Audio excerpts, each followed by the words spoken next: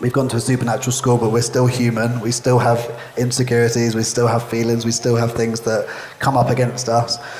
And the enemy loves to come at us when we come here because we're ministering and he doesn't like that. You're taking ground here at OFC and he doesn't like that. So he will always come against us. So one of the things we really do well is covering each other. Yeah.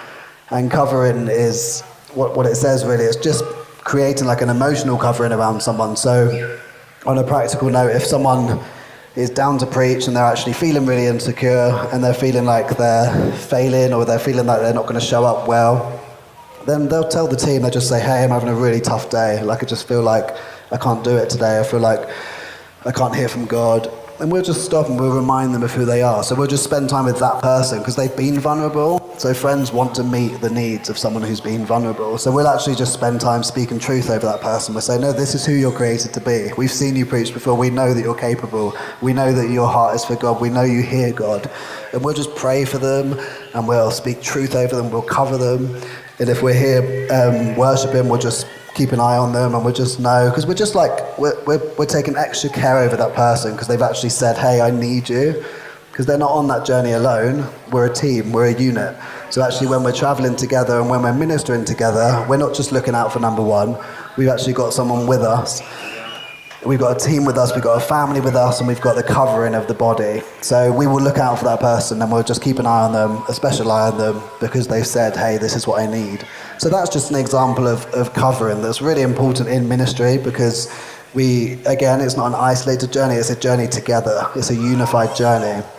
So you're not just looking out for yourself, you're looking out for how you're moving together as a body. Because I love doing the mission trip with the guys that came last year. I miss them all because we all live all over the world. So it's sad, you do something so bonding together and then you disperse. And I've been messaging a few of them because they know I'm here at the moment. And it's beautiful doing things in team, it's beautiful doing things together.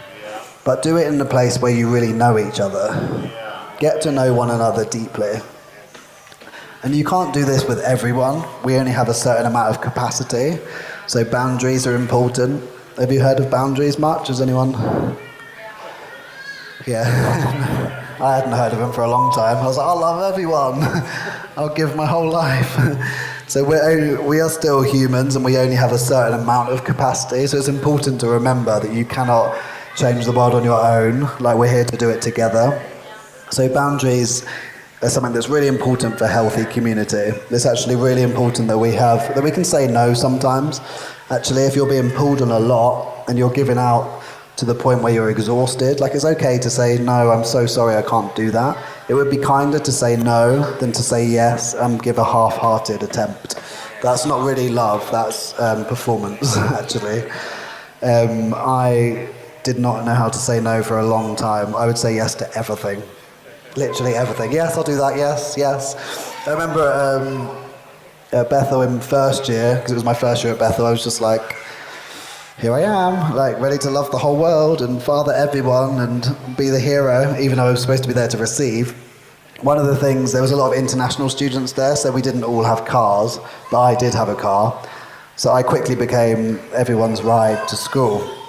So there was about 4 guys that travelled with me, and they would always ask for rides, and I would just say yes every single time. Like, my mind would say no, and I'd be like, yeah, sure, I'll do it. Which was wrong, really, because I actually should have put a boundary in place and said, actually, I'm really sorry, I can't do it because I've got this meeting, I need to get there. If I pick you up, I'm going to be late. But instead, what I did was like, yeah, I'll take you, no problem, and then I'll be late to my meeting, and that will actually affect my whole mood and my whole feelings towards that person, which wasn't fair on them. It was okay for them to ask, it's okay for them to have needs with me, they're my friend.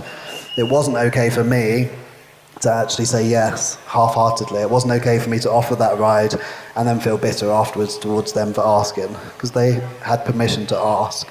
So, boundaries are okay, and saying no is okay.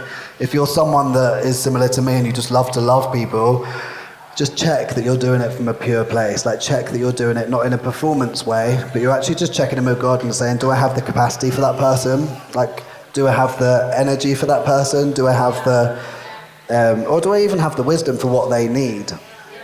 So it's so important that you just check in with your heart and you actually just say, God, is this my responsibility right now? Because there's always going to be need on the earth. which is amazing. Needs are great because needs are vulnerable. It's vulnerable to say, hey, I need this. Do you mind doing this for me? That's a vulnerable thing to do.